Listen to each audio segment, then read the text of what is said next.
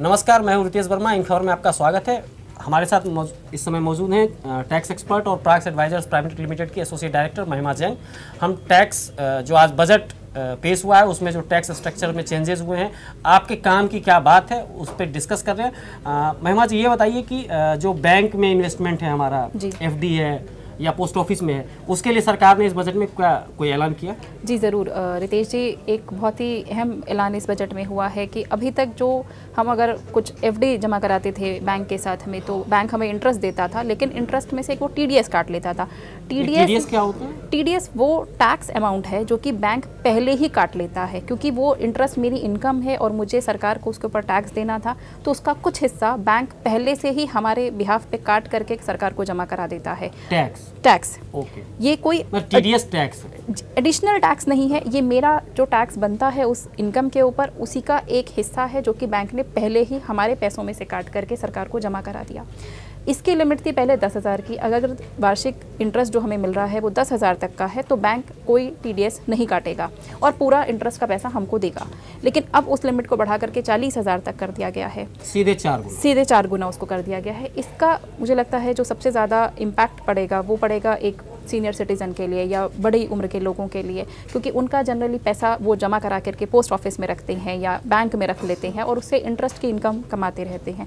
उसके ऊपर जब वो टैक्स कट जाता है तो उनको समस्या होती है, या फॉर्म कोई जमा कराना पड़ता था उस एग्जेम्पशन को लेने के लिए, अब उनको वो सब करने की ज़रूरत नहीं पड़ेगी, कोई फॉर्म साइन करा के बैंक को नहीं देना पड़ेगा। तो ये एग्जेम्पशन जो 40,000 का मिलेगा 10,000 से बढ़ के, वो साल का या महीने का है? साल का। मतलब जो अपने बैंक में जमा कर रखा उससे अगर आप एक साल में 40,000 रुपया तक इंटरेस्ट कमा रहे हैं तो आपको कोई टैक्स नहीं लगेगा। जी बिल्कुल। लेकिन 40,000 से ज़्यादा कमाएंगे तो टैक्स देना पड़ेगा जी। वो जो बैंक वाले काट लेंगे टीडीएस। जी। और ये जो मकान मालिक को जो पैसा मिलता है और जो नौकरी पेशा लोग हैं उनको जो मकान मालिक का रसीद लगाना पड़ता है उस पर रिबेट उनको मिलता है, उसको लेके भी कुछ ऐलान हुआ है? जी, एक टीडीएस हमको काटना पड़ता है जब हम मकान मालिक को पैसा देते हैं। किराएदार काटता है। ये 1,80,000 का इसका लिमिट था अभी तक कि 1,80,000 तक अगर किराया मकान मालिक को दिया जा रहा है तो कोई टीडीएस नहीं काटना है। हर महीने 15,000 किराया पे? जी बिल्कुल। और उसके ऊपर 10% का टीडीएस एप्लीकेबल था, तो ये भी लिमिट को बढ़ा करके 2,40,000 कर दिया गया है।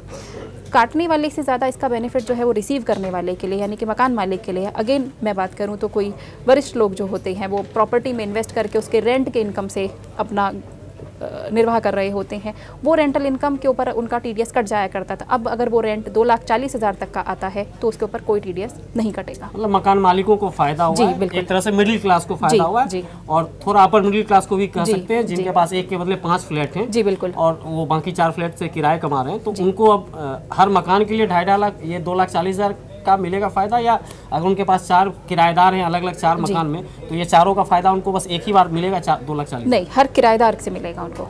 अच्छा, हर किराएदार उनको 2,40,000? किराएदार अपने हिसाब से देखेगा कि मैं कितना रेंट दे रहा हूँ। अच्छा, तो अब मकान मालिक की आय जो है वो 15,000 महीने जो पहले थी बिना टैक्स के, वो बढ़ के 20,000 हो जाएगी। 20,000 रुपया तक किराया वो हर महीने एक मकान से उठा सकते हैं।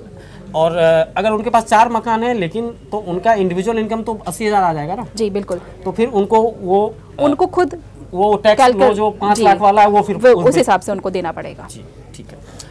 तो महिमा जी ने आपको बताया कि बैंक में अगर आपका एफडी है या पोस्ट ऑफिस में आपका डिपॉजिट है तो उस पर जो अभी तक टीडीएस एग्जम्पशन था वो 10,000 था, उसको बढ़ा के सरकार ने 40,000 कर दिया है। और जो मकान मालिक हैं उनको जो किराएदार टीडीएस काट के देते थे अभी तक 15,000 तक का किराया टैक्स फ्री था, अब वो किराया बढ़ा के सरकार ने 20,000 कर दिया। तो 20,000 रुपये तक का किराया देने वालों को मकान मालिक को टीडीएस काट के देने की जरूरत नहीं और मकान मालिक को बिना टीडीएस के वो किराया लेने की जरूरत नहीं है। तो मकान मालिकों को फायदा हुआ, मिडिल क्लास को फायदा हुआ।